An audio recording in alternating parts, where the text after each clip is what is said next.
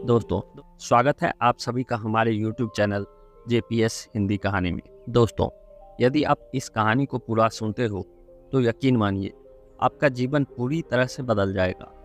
एक समय की बात है, एक गांव में एक किसान रहा करता था जिसका नाम मोहन था, जो हमेशा मस्त रहता था।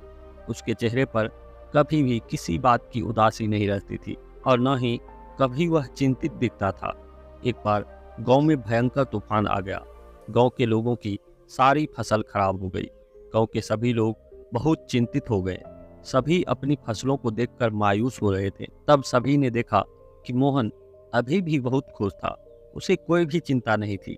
गांव के लोगों ने मोहन से पूछा, क्या बात है मोहन, तेरी सारी फसलें खराब हो गई, तुझे अभी भी चिंता नहीं है? तू इतना खुश कैसे है? मोहन ने कहा, इसमें उदास होने वाली क्या बात है? उसने लोगों को कहा, चिंता छोड़ो भाई, हमेशा मस्त रहना सीखो। गांव वाले बोले, इसमें भला मस्त रहने वाली क्या बात है? हम कैसे मस्त रह सकते हैं? हमारा तो नुकसान हो गया, हमारी सारी फसलें खराब हो गई। अब हम क्या खाएंगे और अपना जीवन कैसे बिताएंगे? अब तू ही बता, क्या तुझे इस बात की चिंता नहीं है? मोहन ने कहा, अरे भाई, चिंता छोड़ो, मस्त रहना सीखो। गांव के सभी लोगों ने कहा, अरे भाई, मस्त रहने के पीछे कोई वजह भी तो होनी चाहिए ना। हमें तो चिंताएं हो जाती है। हम छोटे बच्चे तो नहीं कि हमेशा ही खुश रहें। हमारे छोटे छोटे बच्चे हैं, हमें उनके करियर की चिंता है, उनके खाने पीने की चिंता है और घर के सारे सामान की चिंता है। अगर हम चिंता नहीं करेंगे तो काम कैसे चलेगा? और इतनी चिंता होने के बावजूद भी इंसान कैसे मस्त रह सकता है? मोहन ने कहा, खुश रहना एक कला है और मस्त रहना अपने आप में एक सोच है। गांव वालों ने कहा, तो क्या तुम हमें यह कला सिखा सकते हो ताकि हम भी हमेशा खुश और मस्त रह सके? मोहन ने कहा, मैं तुम्हें एक कहानी सुनाता हूँ। बचपन की बात है, मैं अपने पिता के साथ एक जंगल के रास्ते से शहर जा रहा था अपनी फसलों को बेचने के लिए, क्योंकि उस समय हमारे घर में बिल्कुल भी धन नहीं बचा था। अब तो फसलों को बेचना ही आखिरी हल था। जंगल से गुजरते हुए हमें रात हो गई और काफ़ी अंधेरा हो गया था। आगे जाने के लिए रास्ता तो दिख ही नहीं रहा था। ज़्यादा अंधेरा होने की वजह से हमारी बैलगाड़ी ज़मीन में धंस गई और हम वहीं फंस गए। पापा ने बैलगाड़ी को निकालने की बहुत कोशिशें की, लेकिन वह निकली नहीं। अंत में हम थक गए और हमें कोई रास्ता नहीं दिखाई दिया। अब हम भूख प्यास से परेशान होने लगे और हमें डर भी लगने लगा। मैंने पापा से कहा, पापा, मुझे बहुत डर लग रहा है। पापा ने कहा, चिंता की कोई बात नहीं बेटा, मैं तेरे साथ हूँ ना, तू क्यों चिंता कर रहा है? लेकिन कहने से मुझे कोई असर नहीं हुआ।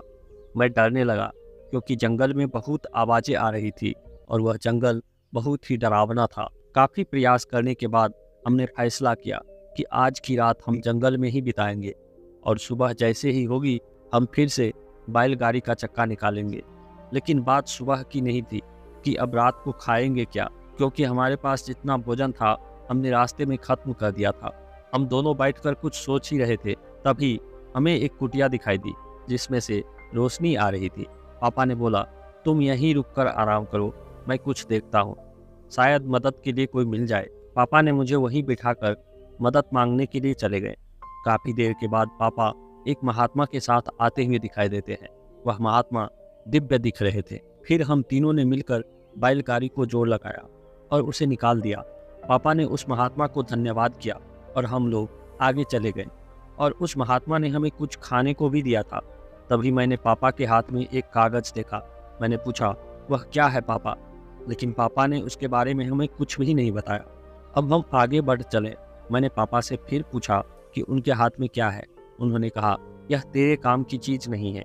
धीरे धीरे काफ़ी समय गुजर गया और हम उस जंगल से निकल गए। काफ़ी समय बीत जाने के बाद मैंने पापा से फिर पूछा कि पापा, उस कागज़ में ऐसा क्या है कि आप मुझे उसके बारे में बताना नहीं चाहते?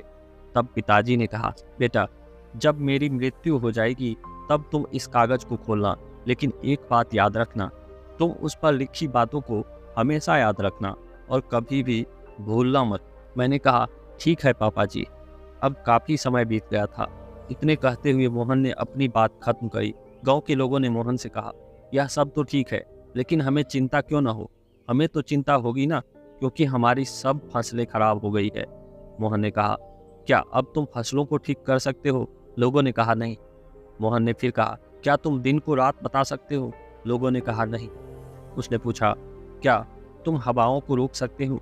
तब गांव के लोगों ने कहा, अरे भाई, हम कुछ नहीं कर सकते, हम भगवान थोड़ी ना है। तब मोहन कहता है, जब तुम्हारे हाथ में कुछ है ही नहीं तो फिर तुम चिंता करके क्या कर पाओगे? सारे किसान सोच में पड़ गए कि यार, बात तो सही कह रहा है, इसमें भला ज़्यादा चिंता करके क्या होगा। इसलिए मस्त रहना सीखो और मस्त रहने की आदतें डालो, तभी तुम्हारे जीवन में खुशियाँ आएगी।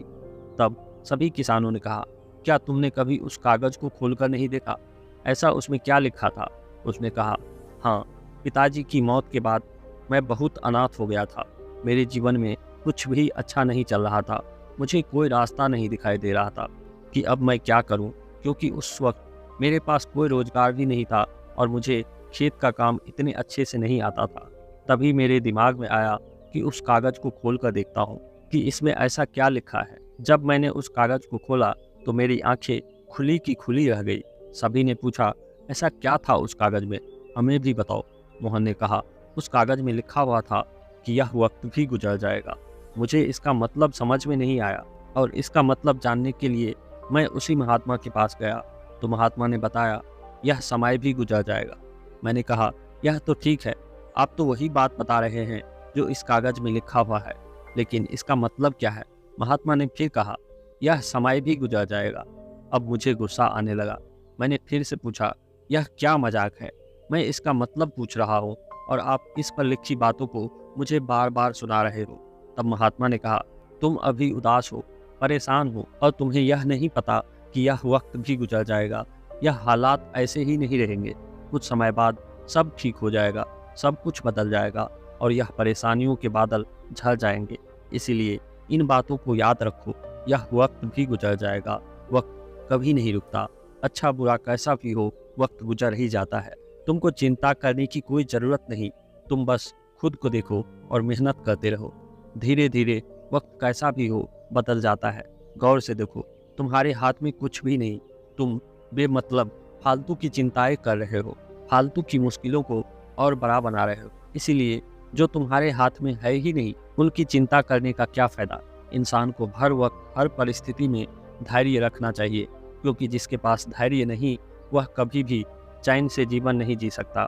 चैन से जीवन जीने के लिए इंसान के अंदर धैर्य का होना बहुत ज़रूरी है और धैर्य तभी आ सकता है जब इंसान इस बात को याद रखेगा कि वक्त गुजर जाएगा। तब से मेरी ज़िंदगी बदल गई और मैंने इन बातों को हमेशा के लिए याद करके रख लिया।